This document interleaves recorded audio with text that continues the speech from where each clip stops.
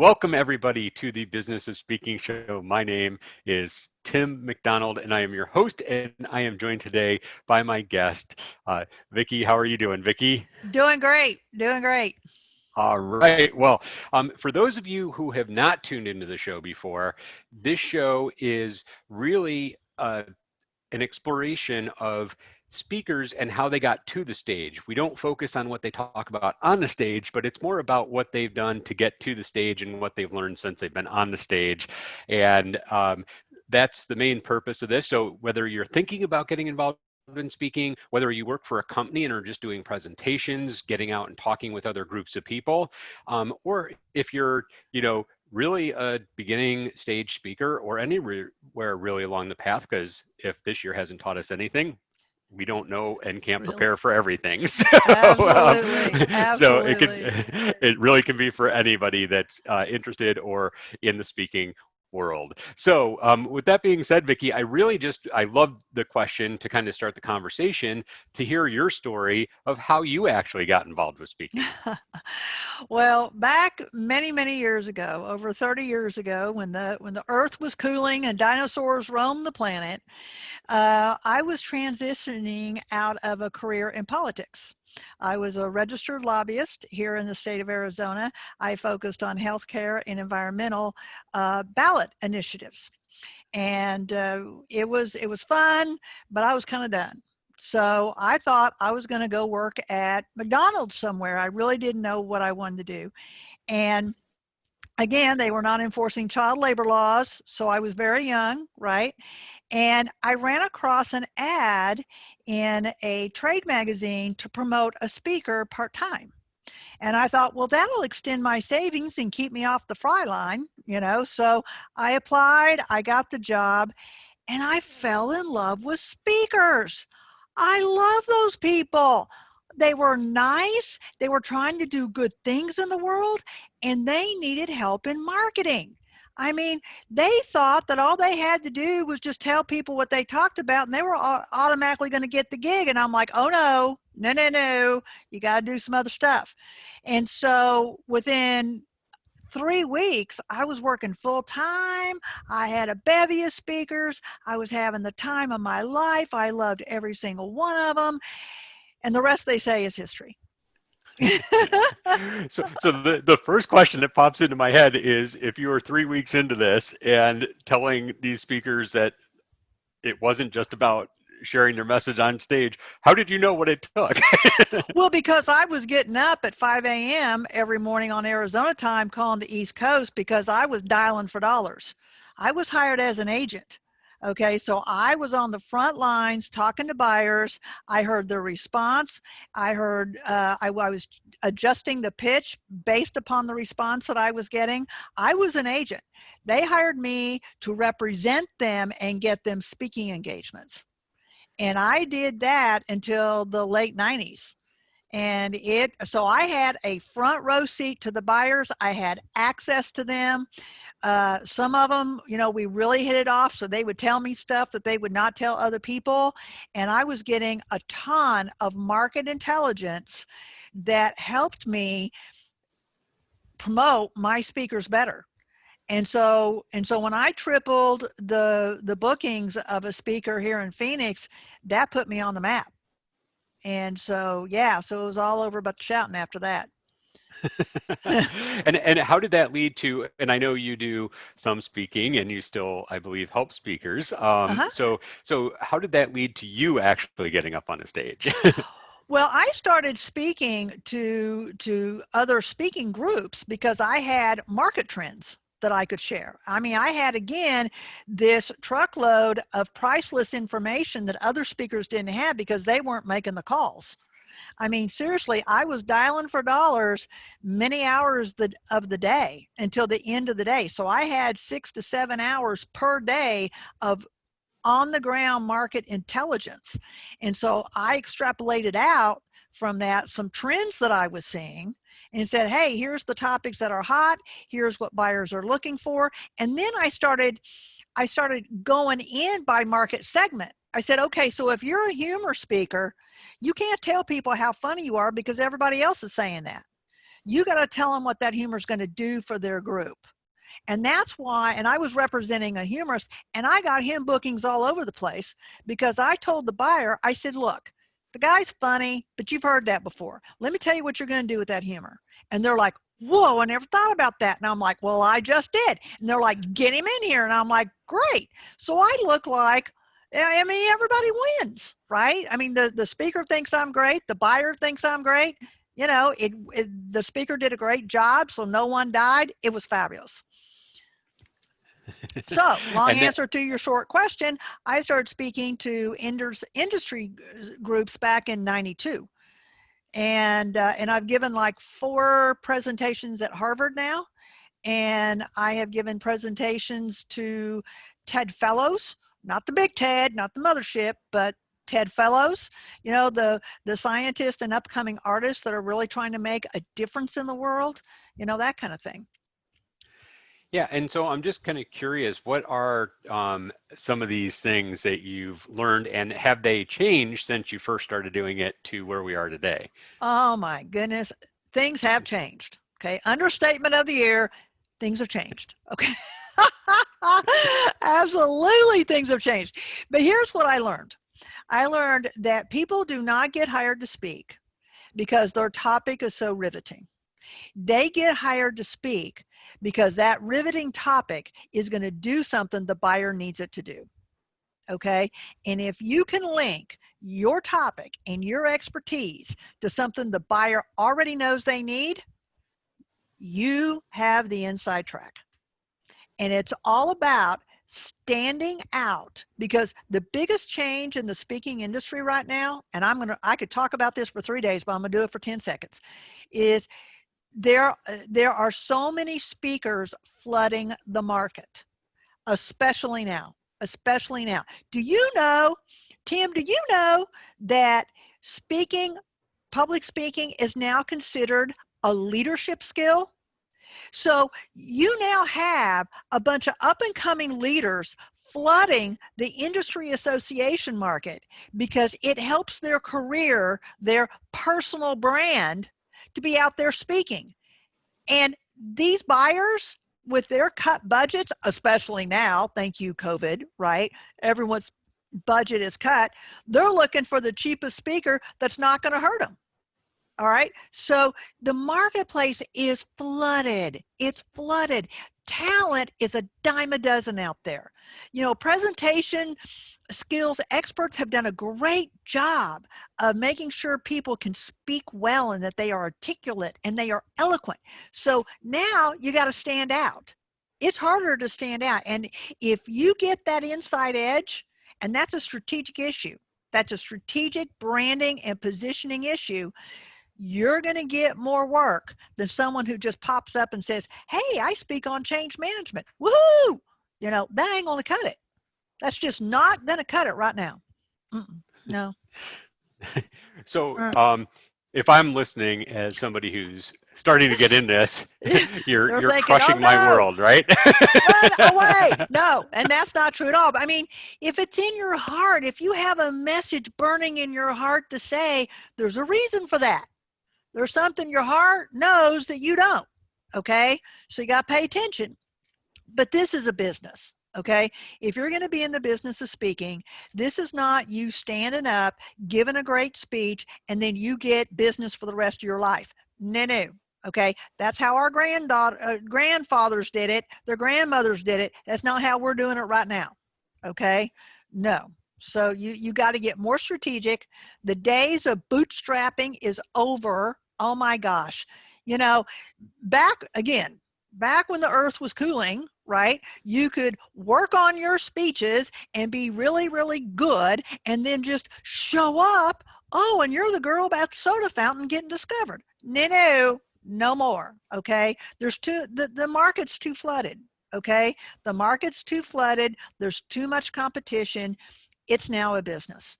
And you've got PR firms that are being hired and you got people throwing money at it. So yeah, no, you got to treat this as a business, and you got to do a business analysis. You got to be really cold-hearted with yourself, and you need to say, okay, what is feasible? what in the marketplace, what is the marketplace really going to give me? Okay. And compare that with what I want. Okay. And what I need in order to be fulfilled and happy. Okay. And then you got to really ask yourself the question, what am I willing to do to get it? And let me tell you something, that's outside your comfort zone. I guarantee you, it is outside your comfort zone. It is, you think you know, you don't know. It's outside, it's all outside up there. So you need to cowboy up and decide. Yes, yes, sir. So I know, and you mentioned like the business of speaking, right? Right. And Uh-huh. I even admit I was guilty of thinking this when, I was first starting that, oh, people just come to me and, I Yeah. prepare a talk and that's it. And then I get up on stage and my job is done. Yeah. What have you learned about the business of speaking that most people aren't thinking about when they get into speaking? It's all about leverage. It's all about leverage. If you have an opportunity, you need to see that opportunity as a hub. Okay. And you got to look at that speech as, okay, this is an opportunity to showcase my talent and what I want to say. How can I use that opportunity to the utmost? Okay. You can't depend on the audience to give you business. You've got to look at, and I call this packing the house. Some people will let you invite guests. Okay. Who do you need to invite that might already be looking for speakers? And if they saw you in action, they would love you. Okay. Who's sitting on the fence, for example?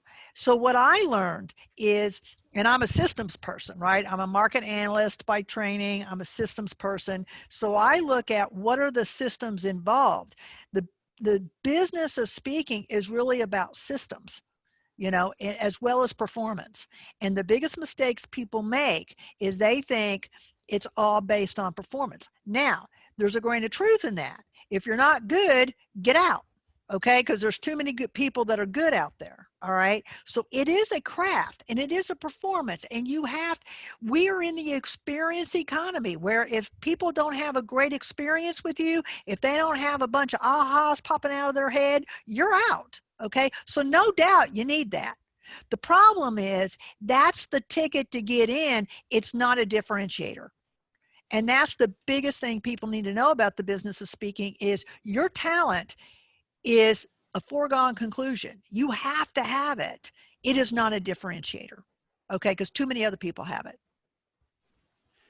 And so what are some of the ways, because in my mind, I'm going through some of the things that I'm thinking about, but I'd love to hear it from you, is Sure. what are some of those ways that you kind of differentiate yourself from others outside of just what you're talking about on the stage? Well, let me use an ancient history example, okay? And it was back to the humorist that I was representing, okay? So I'm his agent. I'm dialing for dollars. I'm cold calling, okay? And this is back before the internet, back before social media. Again, earth cooling, all right? So I'm calling buyers up, and just getting to them was a thing, right? I had to call like 7, 8 to 10 times in order to reach them. But when I reached them, I was loaded for bear. And so I would say, and the first thing they would say to me is, I'm not looking for a humorist. And I said, well, who are you looking for? And they say, well, we're going to have some regulatory people here. We're going to have some politicians here. And I said, well, yeah, because you're a highly regulated industry. And they're like, duh, that's what we try to tell all these dang humorists. And I said, well, here's the deal. I said, you need my speaker, not because he's funny, but because he's going to help people change their perspective and their response to the news the politician and regulators are going to give them. He changes the response and the perception. Now, he's going to do it with humor so people laugh. But while they're laughing, they're also learning. And when they're learning, they're changing how they respond to stuff. And so they're going to hear, blah, blah from the politician. And then they're going to hear from my guy who's going to help them see that situation differently in a way that's going to help them. And boy, buyers love that. They're like, oh, I never thought about that. And I'm like, you think? I get it. And the reason why buyers never thought about that is because too many humorists would go in and say, I'm a humorist. I am so funny. Let me tell you all the groups that have laughed at my jokes. That doesn't help the buyer. But you have to know, what else they're doing. Once I found out that a lot of these associations that I were calling had politicians and regulatory and industry people there. Everybody likes industry people, okay? But if you're a motivational speaker, most people would say, okay, I understand, see ya, bye. And I'm like, oh, hold up. No, I'm not done. Here's how my motivational speaker, yeah, he's motivational, but here's how he fits. You see what I'm saying? So you differentiate yourself, you stand out by blending in. And it's kind of weird. I understand it's kind of weird, but you stand out by trying to fit into something that they already have in their head, but makes it better. If you make it better, then they're like, oh, this is going to make something I already want better. Never thought of that. This is a great idea. Now they love you because you've just provided value. You see what I'm saying? But too many speakers, Absolutely. I'm going to rant about this and get off, I swear to God. Too many speakers they fall in love with their topic to such a degree that they believe that if their enthusiasm and passion for that topic is going to be enough for the buyer. But what they don't understand is everybody's passionate about their topic and they are flooding the buyer. The buyer has one slot and 20 speakers that would fit the bill. How do they choose? How do they choose? They're going to choose subjectively. And it's not, and so, yeah, so new speakers need to get real. You know, it's not about the passion. It's not about the topic. It's really about what your contribution is in an ecosystem. And I know you spent plenty of time, just like you mentioned, dialing 7, 10 times before you actually had that conversation, and Right. you probably had to have many conversations. So Yep. if you're talking to somebody now who's just getting started, how do they start knowing who to call, who to get in touch with, the questions to ask? I mean, Sure. what advice do you have for somebody just kind of starting this process? Well, first off, when I work with beginning speakers, I usually work with people who are successful in their area and they're now ready to leverage that success and go speaking.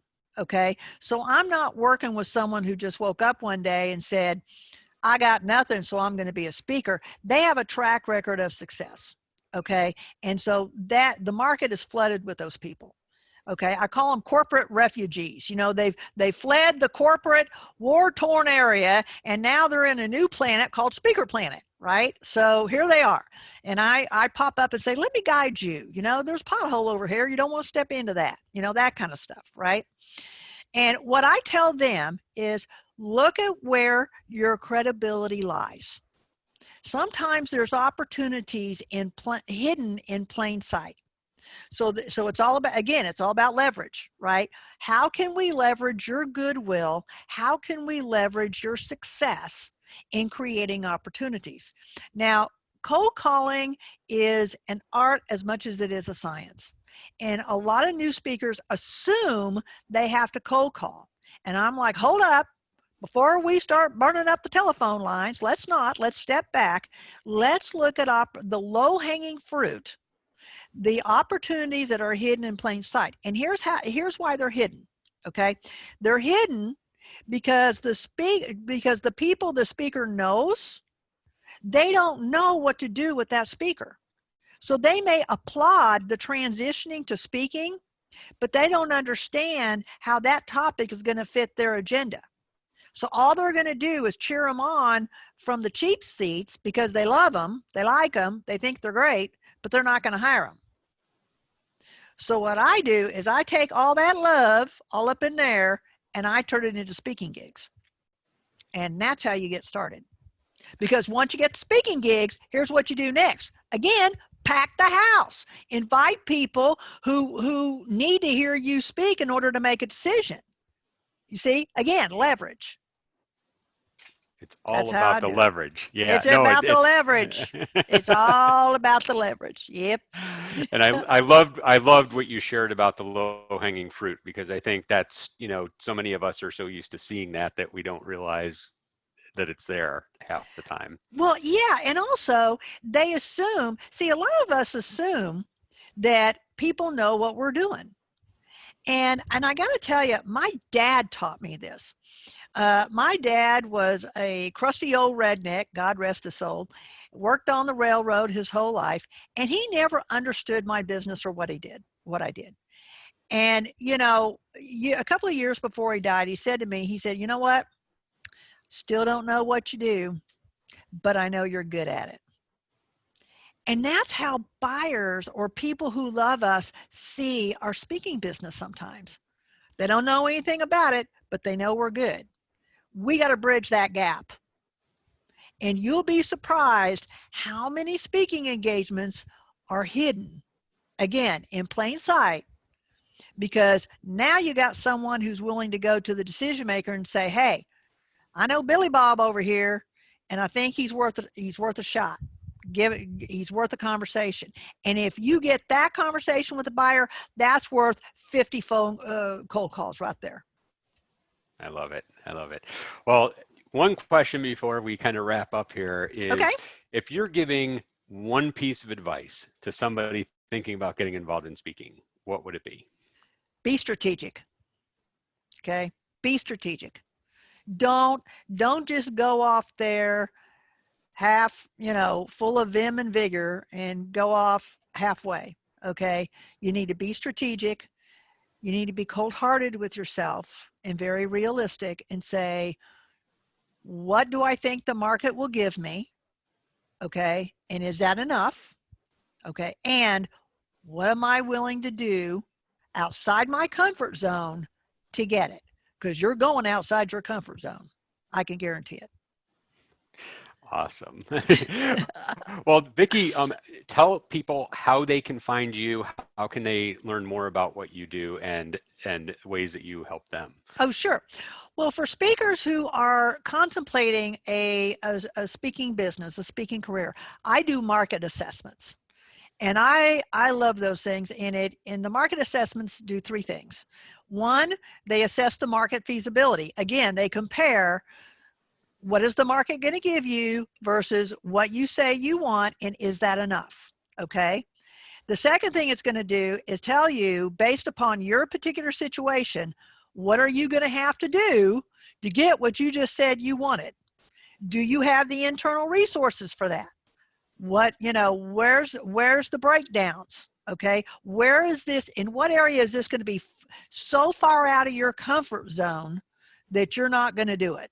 Okay. Wouldn't it be nice to know that information before you spend a bunch of money on a video or website or whatever? I mean, please. And then third thing I look at is risk. Okay. Are you going to have to bet the farm to pull this off, or is this kind of a slam dunk? So this is more of a looking at all the moving parts, both in the marketplace and in your specific situation, and say, just how risky is this? There's some situations that are riskier than others. And you need to know the risk going in. At least I would want to know. I would like to know the risk going in.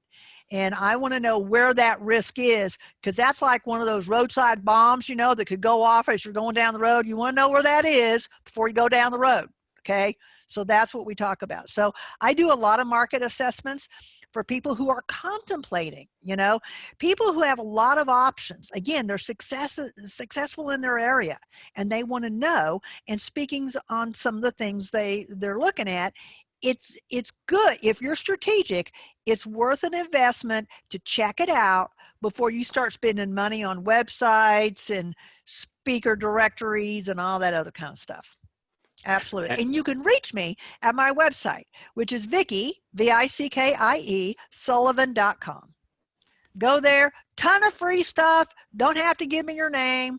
Just look at it, visit, do whatever you want. But look at the market assessment and see if that works for you. Well, thank you so much for sharing that and Oh, you sharing bet. your knowledge with us. And I want to just thank everybody for watching right now. One thing that we do is we end the broadcast on YouTube, and Vickie agrees to stay with me, and I get to ask her one additional question that we only provide as exclusive content to our email subscribers. So if you have, Ooh, I know, it'll oh, be a good answer. I I'm love going to the sound spill the effects. tea. I'm spilling some tea, people. Better get um, on that. so go over to business.speaking and you can just join our community. It doesn't cost anything. Sign up for our weekly newsletter and you will be getting that exclusive content and all the beans that Vickie's about to spill. So thank you for tuning in, and Vickie, thank you for joining us today. Oh, you bet. It was fun.